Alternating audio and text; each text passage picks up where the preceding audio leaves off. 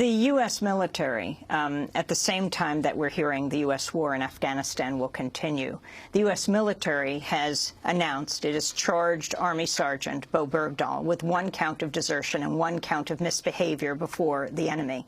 Bergdahl was held in Taliban captivity for 5 years after leaving his Army base in Afghanistan in 2009.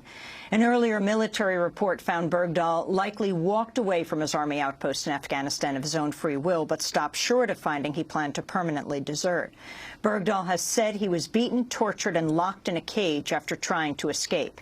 He was freed last year in exchange for 5 Taliban militants who had been imprisoned for many years at Guantanamo Bay. On Wednesday, U.S. Army spokesperson Colonel Daniel King read the charges against Bergdahl during a press conference on Tuesday. The U.S. Army Forces Command has thoroughly reviewed the Army's investigation surrounding Sergeant Robert Bowe Bergdahl's 2009 disappearance in Afghanistan and formally charged Sergeant Bergdahl under the Armed Forces Uniform Code of Military Justice on March 25, 2015.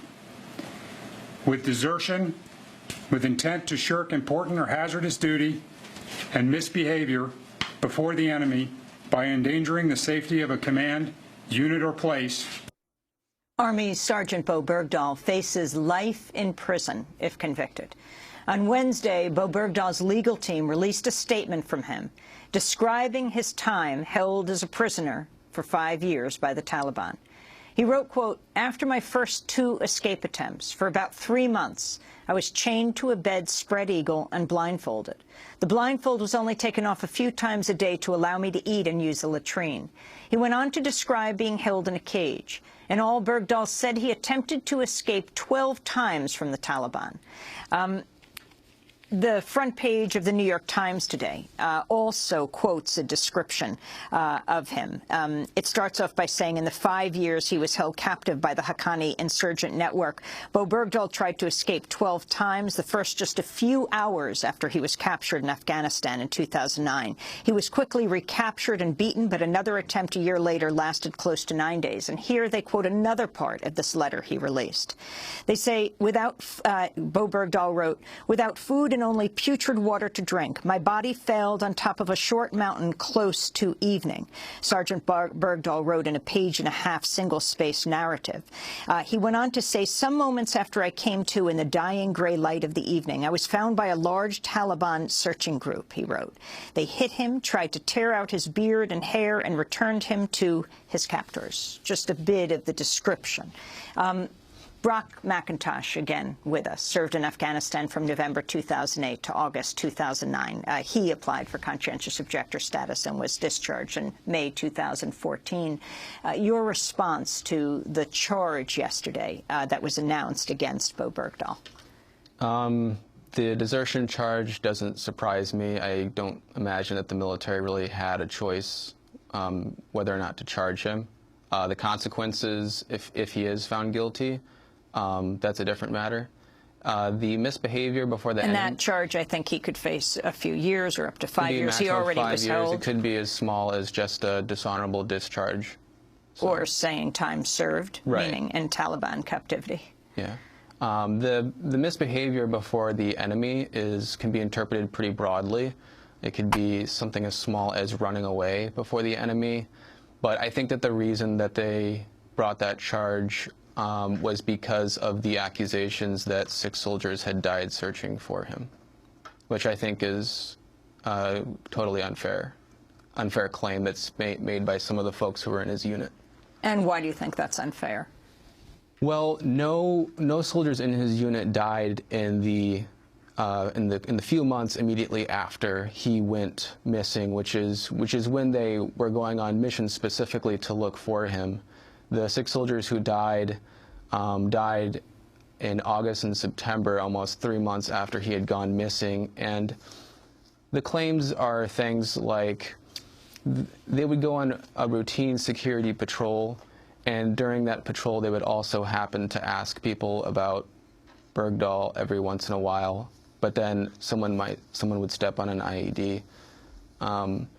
But it wasn't a mission specifically to look for Bergdahl. And the thing is if they had not been looking for Bowe Bergdahl, they would have been going on missions anyways. They would have been going on security patrols. They would have been pursuing alleged insurgents anyways. And if you look at the rate of U.S. fatalities, the rate of U.S. fatalities in 2009, when Bowe Bergdahl went missing, doubled from the year prior, and then they increased again to 500 in 2010, which is positively correlated with the counterinsurgency and surge in Afghanistan. This is a clip of Bergdahl's father, Bowe Bergdahl, speaking in a video produced last year by The Guardian. Sorry, how can we teach 2 generations at least of children in this country that we have zero tolerance for violence, but we can occupy 2 countries in Asia for almost a decade? It's schizophrenic.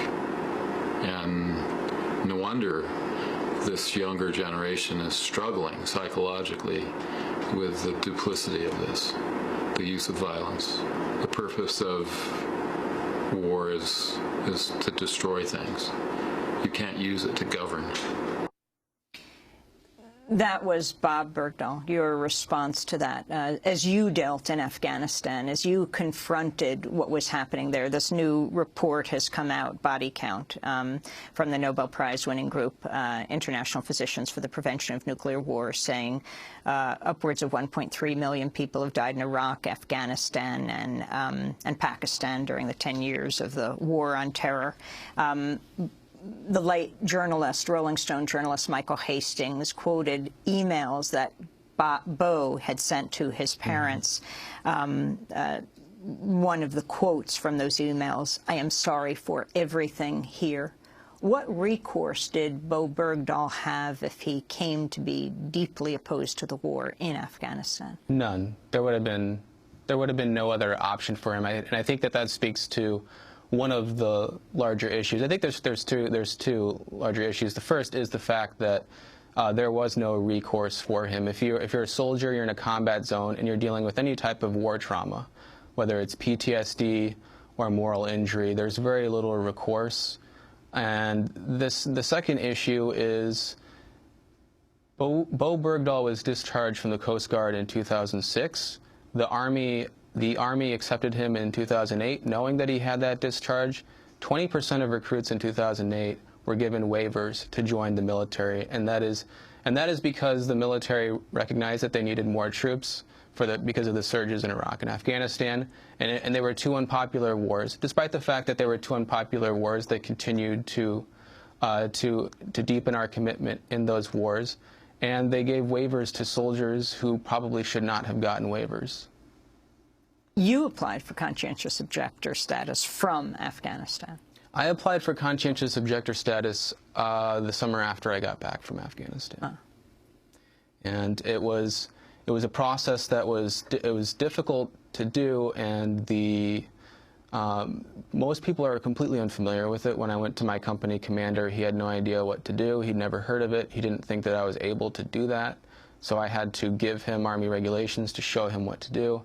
And then the battalion ended up losing my paperwork after a year. It was a very complicated process. So even if he had to decide to leave when he came home through conscientious objector status, that's still also a difficult process.